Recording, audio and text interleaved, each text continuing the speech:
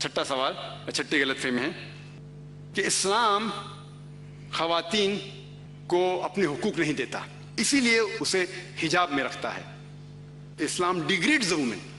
اسلام خواتین کے حقوق نہیں دیتا، اسی لیے اسے حجاب میں رکھتا ہے اور اس کے اوپر ظلم کرتا ہے.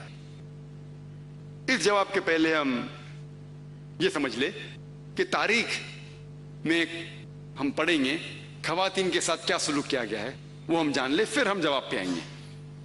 اگر آپ بیبیلونین کی تاریخ پڑھیں گے، ہسٹری آف بیبیلونین سویلائزیشن، اس میں یہ لکھا ہے کہ جب بھی کوئی مرد قتل کرتا تھا اس کو سزا ملنے کے بدلے اس کی بیوی کو سزا ملتی تھی. اگر آپ گریک سویلائزیشن پڑھیں گے، اس میں ایک خاتون تھی جس کا نام تھا پینڈورا، ایک امیجنری وومن تھی پینڈورا، جو گریک لوگ کہتے تھے اس کے وجہ سے ساری مشکلات جو دنیا میں ہیں وہ اس خاتون کی وجہ سے ہے. ان کا ایک تصور تھا جو غلط تھا.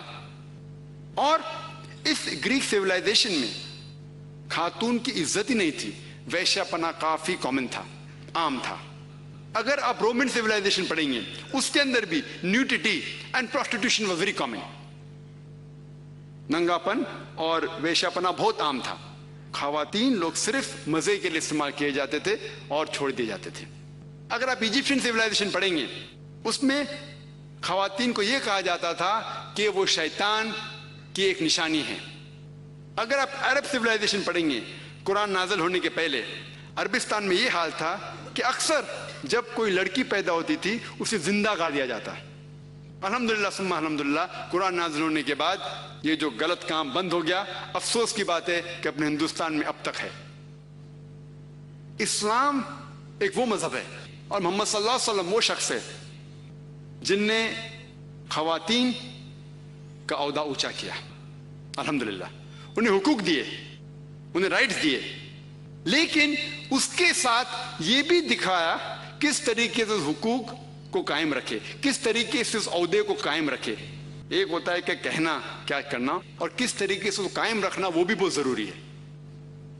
تو اسلام نے یہ بتایا کہ جب الحمدللہ خواتین کو اٹھایا گیا ہے اور کلی طور پہ عام طور پہ مرد اور عورت اسلام میں برابر ہیں.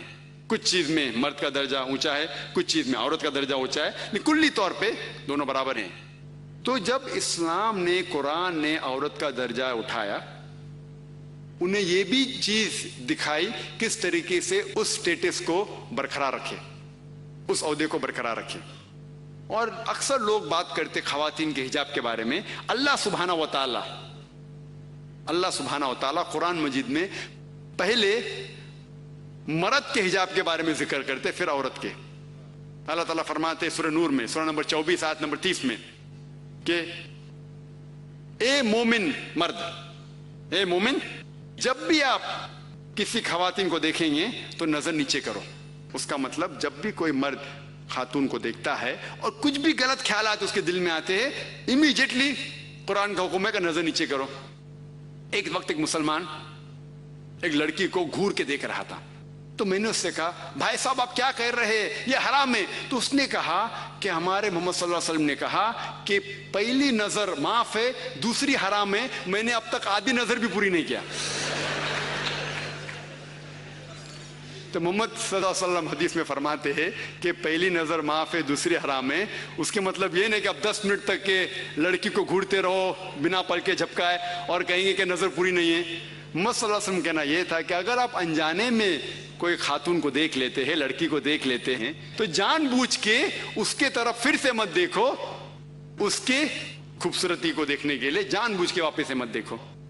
دوسری آیت قرآن مجید کے اللہ تعالیٰ فرماتے سورہ نور میں، سورہ نمبر 24 آیت نمبر 31 میں کہ اے مومن عورتیں، اے مومنہ، آپ جب بھی کوئی مرد کو دیکھیں تو اپنے نظر نیچے کرو اور اپنے سر کے اوپر جو کپڑا ہے یا دوپٹہ ہے اسے اپنی چھاتی کے اوپر ڈھانک لو.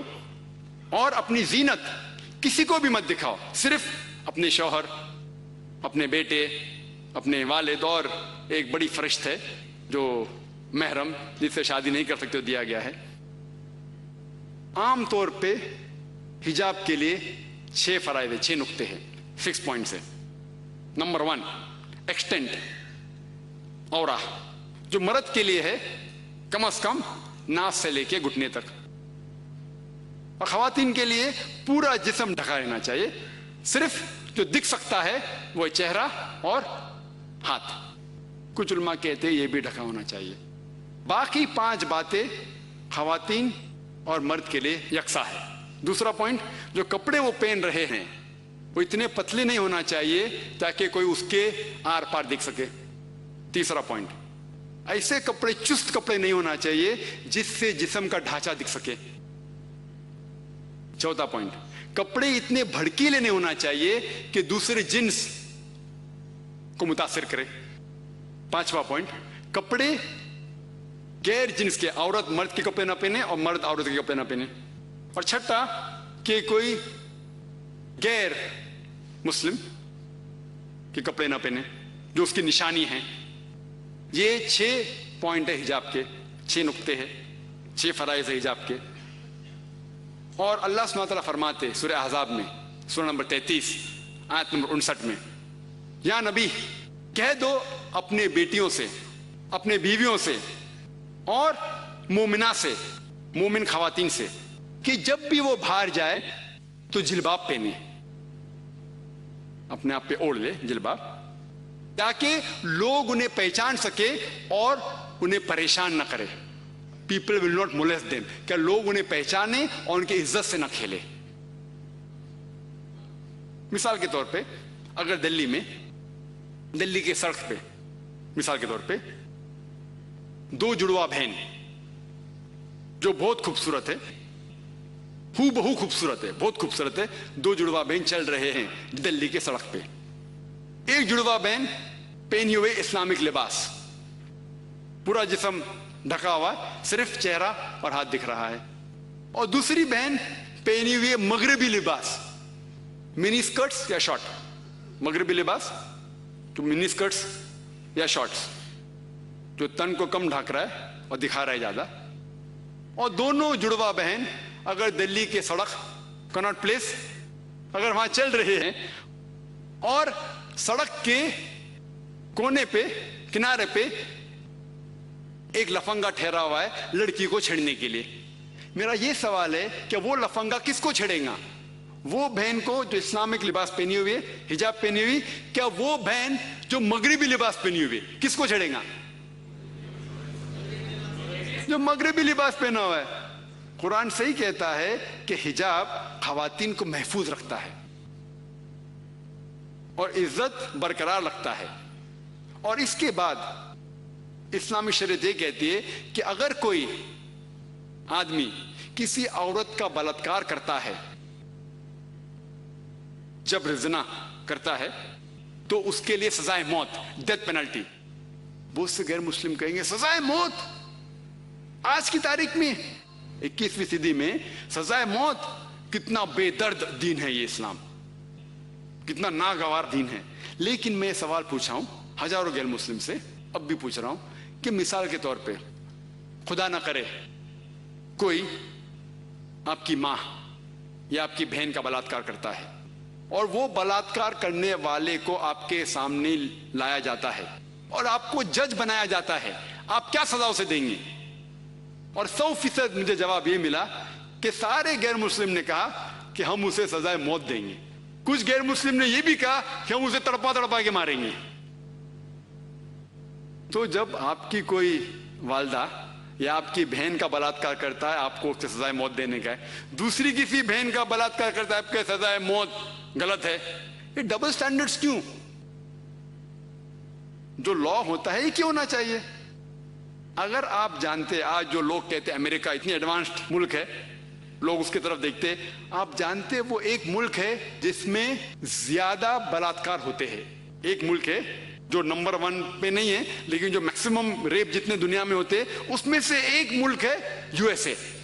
एफबीआई के स्टैटिस्टिक्स के हिसाब से 1991 के एफबीआई के स्टैटिस्टिक्स के मुतालिक उसमें लिखा गया है कि हर रोज अमेरिका में 1756 बलात्कार होते थे।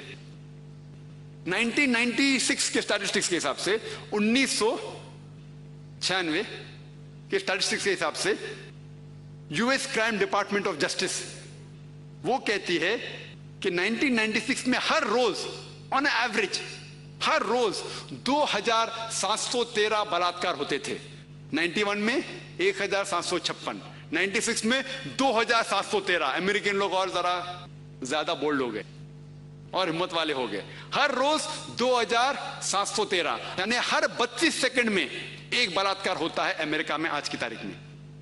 ہم اس آڈیٹوریم میں لگ بھگ 2 گھنٹے سے ہیں. 2 گھنٹے سے جب سے ہم اس آڈیٹوریم میں ہیں 200 بلاತ್ಕಾರ امریکہ میں ہو بھی چکے ہوں گے. میں آپ کو یہ پوچھنا چاہتا ہوں اگر ہم اسلامک شریعت لاگو کرے امریکہ میں کہ کوئی بھی مرد کوئی خواتین کو دیکھے اور کوئی بھی غلط تصور اس کے دماغ میں آیا اسے اپنی نظر نیچے کرنا چاہیے. اس کے بعد خواتین سارا جسم ڈھکے صرف چہرہ اور ہاتھ چھوڑ کے. اس کے بعد اگر کوئی مرد بلاತ್ಕಾರ کرتا ہے سزائے موت.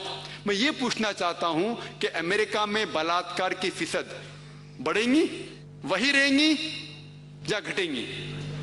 گھٹیں گی. آپ اسلامی شریعت لاگو کرو اور امیجیٹلی آپ کو ریزلٹس ملیں گے. اور جو ایکس ہوم منسٹر تھے LK اڈوانی ابھی نہیں ہیں اس دیش کے ہوم منسٹر تھے, ان نے تجویز کی تھی, ان نے کہا تھا گورنمنٹ سے کہ بلاತ್ಕಾರ کرنے والے کو ڈیتھ پینلٹی ملنی چاہیے. اور میں الحمدللہ انہیں کانگریچولیٹ کیا. LK اڈوانی جو ہوم منسٹر تھے ابھی نہیں ہیں, ان نے کہا تھا چند سال پہلے کہ بلاತ್ಕಾರ کرنے والوں کو سزائے موت ہونا چاہیے. اور میں ان کی اس بات پہ سہمت ہوں. باقی بات سے شاید سہمت نہیں ہوں بٹ اس بات پہ تو سہمت ہوں.